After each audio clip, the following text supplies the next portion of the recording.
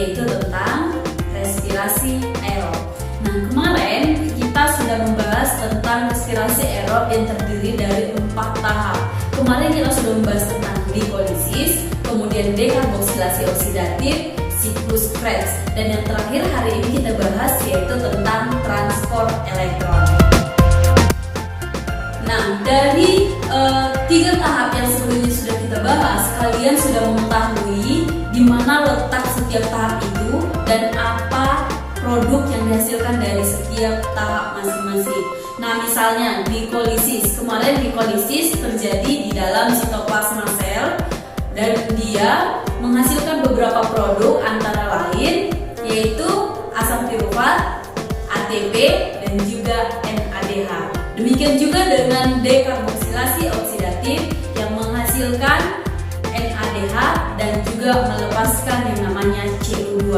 Dan yang ketiga yaitu menghasilkan NADH, kemudian juga FADH dan juga ATP. Nah, dari semua produk yang dihasilkan itu, kemarin sudah Ibu singgung bahwa produk energi atau ATP yang dihasilkan dalam tubuh kita hanya bisa dipakai dalam bentuk ATP atau adenosin trifosfat. Lalu bagaimanakah dengan unsur energi yang tinggi yaitu seperti NADH dan FADH dapat dimanfaatkan dalam bentuk energi dalam tubuh kita? Nah, untuk lebih memahami, mari kita simak dalam transport elektron berikut. Dalam proses transport elektron ini terjadi di dalam kristal atau lebih tepatnya di dalam membran dalam si mitokondria itu sendiri. Nah, proses ini terjadi karena terjadi pelepasan energi tinggi seperti NADH dan juga FADH. Nah, jadi intinya dalam transport elektron ini yang terjadi adalah proses pengubahan si NADH dengan si FADH menjadi energi yang dapat langsung dimanfaatkan oleh setiap sel dan tubuh kita dalam bentuk ATP atau adenosin trifosfat. Untuk lebih memahami bagaimana sebenarnya pengubahan NADH dan juga FADH, simak video berikut.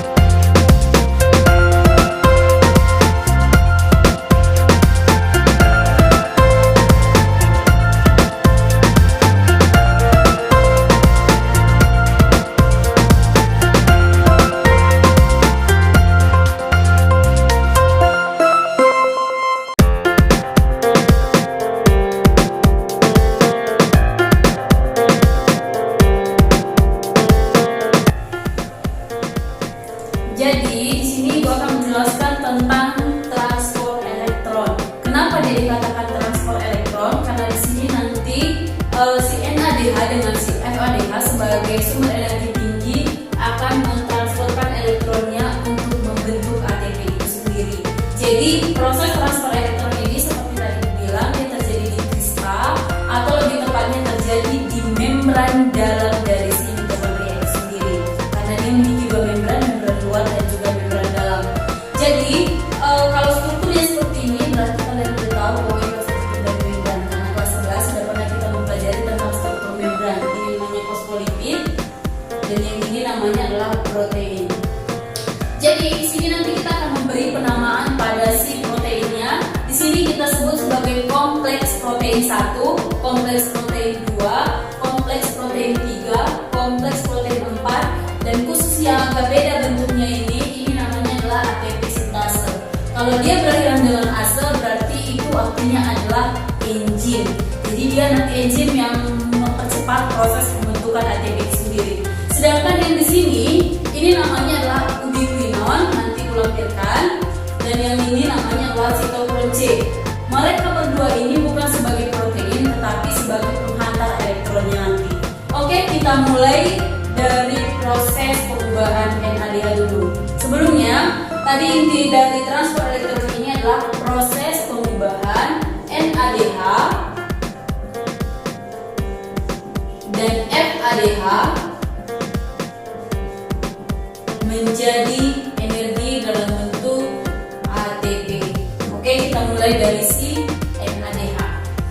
jadi ketika pertama kali si NADH, nanti dia akan melepaskan yang namanya elektron. Ketika dia melepaskan elektron, dia nanti membentuk NAD kembali. Setelah terbentuk NAD, dia akan melepaskan elektronnya ke si kompleks protein 1. Dia melepaskan elektronnya ke si kompleks protein 1, kemudian dia mengantar ke si protein 3. Proses pengantaran elektron dari kompleks protein 1 ke 3 itu diantar oleh si ubiquinon. Jadi perantaranya adalah si ubiquinon sampai di si protein 3. Sebelum ibu melanjutkan kemana si elektronnya akan bergerak, setiap elektronnya lepas dari si NADH, maka si NADH ini juga nanti akan melepaskan atom hidrogen. Jadi dia di sini melepaskan atom hidrogen. Kemudian elektronnya lewat. Nah, kemudian tadi elektronnya melewati ubiquinon masuk ke si proton 3 atau melewati si proton 3. Maka sama halnya juga nanti dia melepaskan atom hidrogen. Kemudian si elektronnya tadi nanti akan dilanjut ke si kompleks 4. Bagaimana dia dari kompleks protein 3 ke kompleks protein 4? Dia diantar oleh si sitokrom C, kemudian sampailah ke si 4. Jadi di sini ada elektronnya tadi di bawah, di sini juga sampai elektronnya. Kemudian dari si kompleks protein 4 nanti dia akan dilepaskan si elektronnya sehingga akan membentuk O2 bergabung dengan atom hidrogen membentuk yang namanya H2O. Ya. Nah, tetapi tadi seperti yang ibu bilang, setiap elektron dia melewati yang namanya kompleks protein, dia akan melepaskan satu atom hidrogen. Jadi tadi di sini melepaskan satu atom hidrogen, di 3 juga dia melepaskan atom hidrogen. Jadi di sini sama halnya dia juga melepas atom hidrogen. Nah, setelah atom hidrogen ini posisi ini tadi namanya membran dalam, berarti di sini nanti ada membran luar. Di antara membran luar dengan membran dalam ini berarti namanya adalah ruang antar membran. Membran dalam, membran luar berarti ini ruang antar si membran dalam dengan si membran luar. Berarti si atom hidrogen ini semua berada di ruang antar membran. Nah, kemudian setelah si hidrogen sudah berada di ruang antar membran ini, dia nanti akan masuk ke si ATP sintase. Tujuannya untuk apa? Tujuannya untuk memproduksi ATP itu sendiri. Jadi nanti satu persatu atom hidrogen ini akan masuk ke dalam sehingga akan menggabungkan yang namanya ADP bergabung dengan fosfat sehingga membentuk yang namanya ATP. Bisa kira-kira dipahami? Sekali lagi, yang namanya tadi si NADH, ketika dia melepaskan elektronnya melalui kompleks protein 1, maka atom hidrogen akan lepas. Kemudian diantar lagi ke si kompleks protein 3 melalui si ubiquinon, maka dia akan melepas atom hidrogen. Kemudian dihantar lagi ke si 4, kompleks protein 4 melalui sitokrom C, kemudian dia melepaskan hidrogen. Kemudian ketika sudah sampai di 4, elektronnya nanti akan menggabungkan antara si O2 dengan si hidrogen membentuk H2O. Selain daripada itu, di sini sudah ada berapa hidrogen yang dilepaskan oleh si NADH? Ada 1, 2, dan 3. Tiga-tiganya nantinya akan masuk. Setiap satu atom hidrogen ini nanti akan menggabungkan antara si ADP dengan fosfat sehingga terbentuklah ATP. Jadi karena ada 3 dilepaskan, maka dihasilkan ATP-nya nanti ada 3. Maka dari itu, seperti yang sebelumnya Ibu jelaskan, kenapa 1 NADH sama dengan 3 ATP? Ini sini adalah penjelasannya. Bisa kira-kira dipahami semua kan? Jadi kemarin kita simpulkan bahwa satu MADH sama dengan 3 ATP. Kenapa? Seperti yang dijelaskan tadi, dia melepaskan 3 atom hidrogen, sehingga setiap satu atom hidrogen ini dapat menggabungkan antara si ADP dengan si fosfat membentuk adenosin trifosfat. Bisa kira-kira dipahami? Sama halnya dengan si FADH. Kalau kemarin dijelaskan bahwa 1 FADH itu sama dengan 2 ATP. Kenapa dia bisa berbeda? Nah, simak video berikut ini lagi. Coba kita hapus. Nah, pada si FADH dia hampir sama saja dengan si NADH. Bedanya, nah kalau tadi si NADH dia terjadi atau dimulai pentransferan elektronnya dimulai dari kompleks protein 1 yang dibuat tanda warna merah dan siklusnya. Sedangkan kalau FADH dia tidak dimulai lagi dari sini, karena di sini sudah dimulai oleh si NADH, maka si FADH mulai dari yang kedua, yaitu yang ini, kompleks protein kedua. Jadi si FADH nanti akan berubah menjadi FADH, kemudian dia nanti akan melepaskan 1 elektronnya. Ketika dilepaskan 1 elektronnya, akan dihantar ke si kompleks protein 3. Seperti sebelumnya juga, elektron akan dihantar ke kompleks protein yang lainnya melalui proses bantuan oleh si ubiquinon. Jadi siklusnya nanti dimulai dari ketika masuk ke si kompleks protein 2, elektronnya bergerak dibantu oleh si ubiquinon menghantar ke si kompleks protein 3. Sampai di sini, karena dia termasuk protein integral, maka dia akan melepaskan 1 hidrogen, atom hidrogen seperti yang sebelumnya juga tadi dijelaskan. Di sini kenapa tidak dilepaskan atom hidrogennya? Karena dia berupa protein ekstrinsik, dia tidak menembus lapisan membrannya sehingga tidak bisa melepaskan atom hidrogen. Jadi yang bisa adalah yang tembus atau yang besar ini dan ini.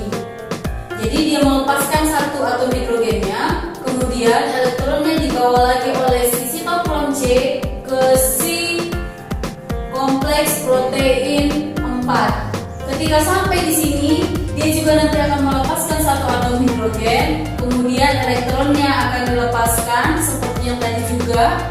Dia akan menggabungkan antara si O2 dengan 2 atom hidrogen membentuk H2O. Dengan kata lain, dia akan melepaskan melepaskan H2O dalam bentuk air. Jadi intinya bahwa dalam proses perubahan FADH menjadi energi, dia nanti akan menghasilkan atom hidrogen itu hanya 2, karena hanya melewati kompleks protein 3 dan juga 4. Sedangkan kalau pada si NADH dia melepaskan atom hidrogen itu tadi sebanyak 3. Kenapa sebanyak 3 dikeluarkan? Karena dia tadi melewati kompleks protein 1. Jadi kalau NADH ada 1, 2, dan 3, sedangkan kalau si FADH melewati hanya 1 dan 2. Jadi kalau khusus si FADH ini, misalkan ini ada 2 tadi si atomnya, misalnya yang ini nanti akan masuk ke pabrik dari proses pembentukan ATP, dia masuk ke sini, maka digabungkanlah si ADP dengan si fosfat membentuk yang namanya ATP. Masuk satu lagi hidrogen, maka membentuk ADP dengan fosfat sehingga terbentuklah ATP. Artinya 1 FADH hanya menghasilkan 2 ATP karena ada 2 atom hidrogennya. Beda halnya tadi dengan si NADH, karena ada 1, 2, dan 3 atom hidrogennya, sehingga 3 kali atom hidrogen menggabungkan antara si ADP dengan si fosfat sehingga membentuk ATP. Sebanyak 3 kali, maka 1 NADH menjadi atau menghasilkan 3 ATP, 1 FADH menghasilkan 2 ATP. Kira-kira sejauh ini bisa dipahami. Jadi ini adalah alasan kenapa kemarin kita langsung mengalihkan produk dari glikolisis, produk dari dekarboksilase oksidatif, dan juga produk dari sisi Krebs. Totalnya ada sekitar 38 ATP.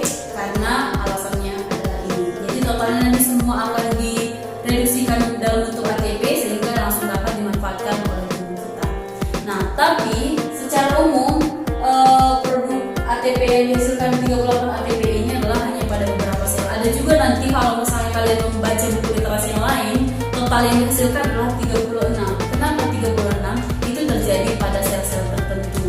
Jadi secara umum dia dihasilkan adalah 38 ATP.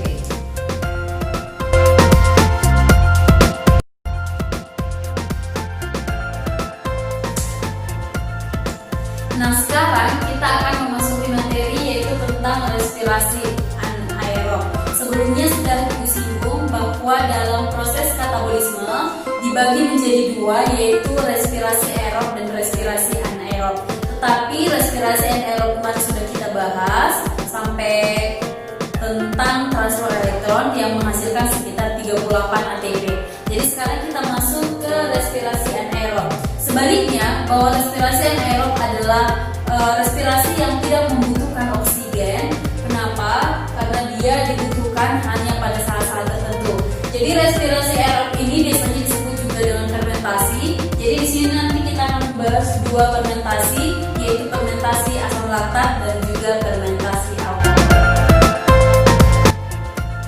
Jadi respirasi anaerob kita mulai pertama pada fermentasi asam laktat, di mana fermentasi asam laktat ini terjadi pada makhluk hidup yang mikroorganisme dan dapat juga terjadi pada sel hewan dan juga termasuk pada sel tubuh kita sebagai manusia.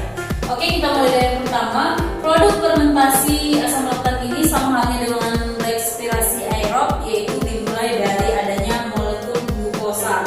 Glukosanya sama halnya juga, di mana setiap satu glukosa memiliki 6 atom karbon. Jadi si glukosa ini, buku besar dulu.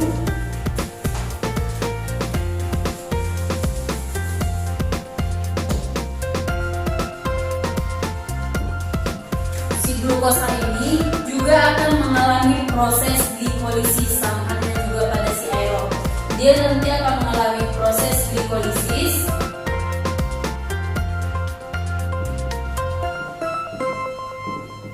seperti si respirasi aerob. Setelah proses mengalami glikolisis, dia akan menghasilkan produk akhirnya yang disebut dengan 2 asam piruvat. Jadi ini juga sama. Nah, tetapi ketika proses menghasilkan 2 asam piruvat ini, dia nanti menghasilkan yang namanya proses pengubahan ADP menjadi ATP. Atau dengan kata lain, dia nanti memproduksi 2 ATP. Buat di sini 2 ATP. Kemudian dia juga nanti memproduksi yang namanya proses pengubahan NAD+ menjadi NADH. Nah, setelah 2 asam piruvat ini dihasilkan, maka kalau di aerob itu dihasilkan atau dilanjutkan ke dekarboksilasi oksidatif dan juga siklus Krebs. Tetapi pada respirasi anaerob, fermentasi asam laktat, 2 asam piruvatnya tidak dihasilkan ke situ. Kenapa? Karena 2 asam piruvat ini nanti tidak memiliki energi yang cukup karena tidak adanya oksigen tadi. Jadi elektron yang terakhirnya tidak dihantar oleh si oksigen, sehingga dia nanti langsung menghasilkan yang namanya asam laktat.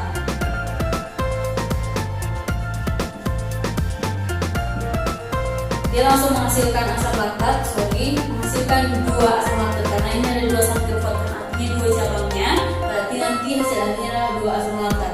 Ketika proses pengubahan 2 asam piruvat menjadi 2 asam laktat ini, di sini juga dia melakukan proses transfer elektron. Tetapi transfer elektron pada respirasi anaerob dia berbeda, di mana dia akan mengembalikan si NADH kembali menjadi NAD+. Untuk apa dikembalikan? Supaya ketika terjadi fermentasi asam laktat berikutnya, dia punya bahan baku yaitu si NADH untuk dikembalikan menjadi NADH. Jadi intinya proses fermentasi asam laktat ini yaitu proses dari bahan glukosa mengalami proses glikolisis menghasilkan 2 ATP dan 2 NADH, kemudian dihasilkanlah asam piruvat. Dari asam piruvat nanti produk akhirnya adalah 2 asam laktat. Tetapi ketika proses pengubahan 2 asam pirufat menjadi 2 asam laktat, dia akan kembali mengubah NADH-nya tadi menjadi NAD+.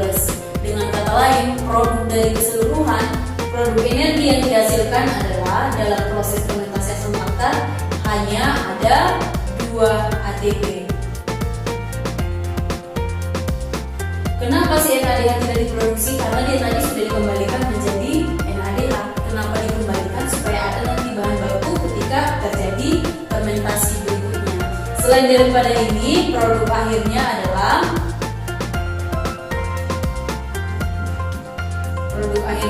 berupa 2 asam laktat.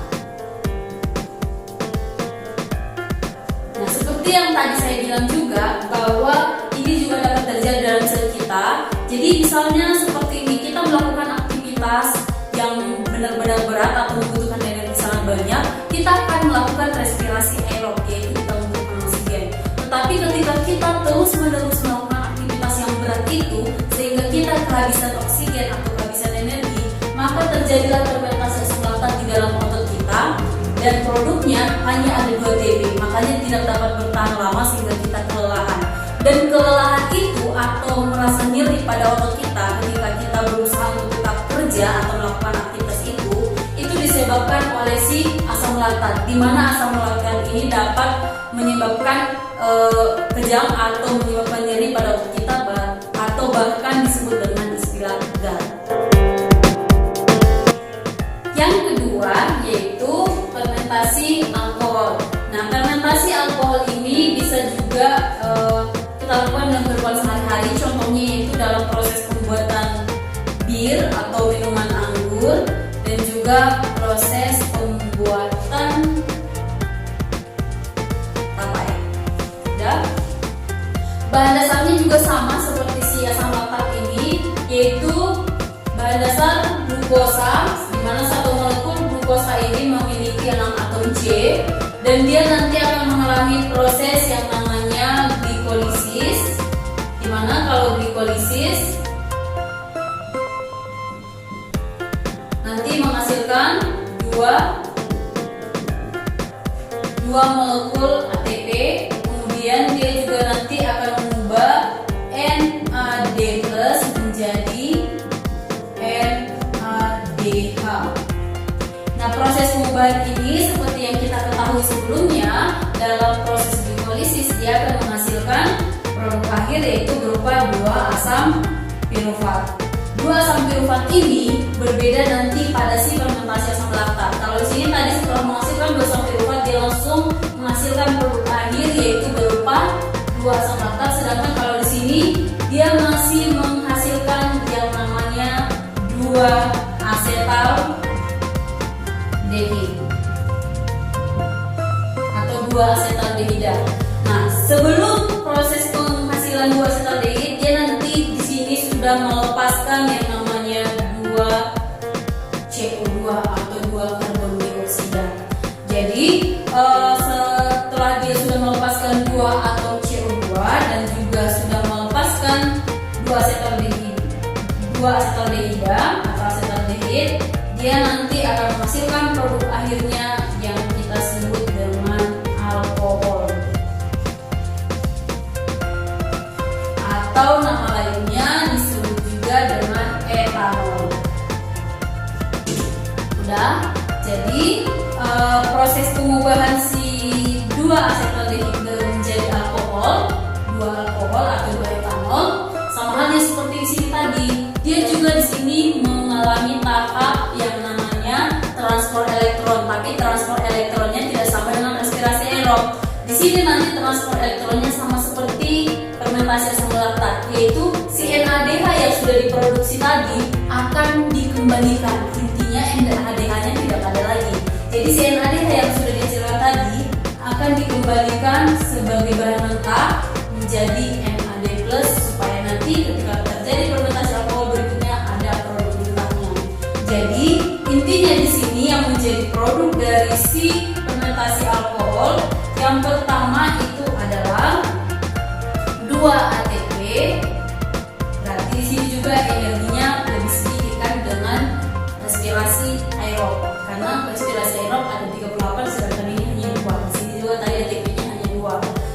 Kemudian di sini juga dia tadi melepaskan 2 CO2 atau 2 karbon dioksida, dan yang terakhir produk akhirnya adalah 2 alkohol atau 2 etanol. Jadi sudah bisa kira-kira dibedakan antara respirasi aerob dengan respirasi anaerob. Kalau dari segi energi sudah jelas dapat kita bandingkan bahwa energi yang paling banyak diproduksi adalah respirasi aerob, di mana sekitar 38 ATP. Sedangkan kalau ini setiap satu fermentasi seperti ini hanya menghasilkan 2 ATP. Kemudian yang kedua, bahwa respirasi anaerob itu tidak membutuhkan O2 untuk menerima elektron terakhirnya, sedangkan kalau pada si respirasi aerob membutuhkan O2 untuk menerima elektron yang terakhir. Nah, kemudian di sini juga untuk membedakan antara fermentasi asam laktat dengan fermentasi alkohol, bahwa dalam fermentasi si asam laktat tadi diproduksi sebagai hasil akhir adalah si asam laktat, kemudian juga dia menghasilkan 2 ATP. Ini produk dari fermentasi asam laktat. Dan sedangkan kalau fermentasi alkohol dia memiliki 2 ATP, kemudian dia melepaskan 2 karbon dioksida atau CO2, dan produk akhirnya adalah 2 etanol atau 2 alkohol. Jadi ini kira-kira materi kita tentang respirasi aerob dan juga respirasi anaerob. Nah, bagaimana materi hari ini bisa dipahami semua kan? Nah, dari materi kita kemarin mulai dari respirasi aerob sampai ke respirasi anaerob, semoga benar-benar dapat kalian pahami. Dan untuk tugas yang ibu lampirkan di LKPD, semoga kalian dapat kerjakan dengan baik dan benar dan sesuai juga petunjuk. Makanya baca dulu petunjuknya supaya tidak ada salah. Jangan lupa ketika mengumpulkan tugas, lampirkan nama, kelas, dan tanggal hari itu juga di lembar paling atas seperti contoh.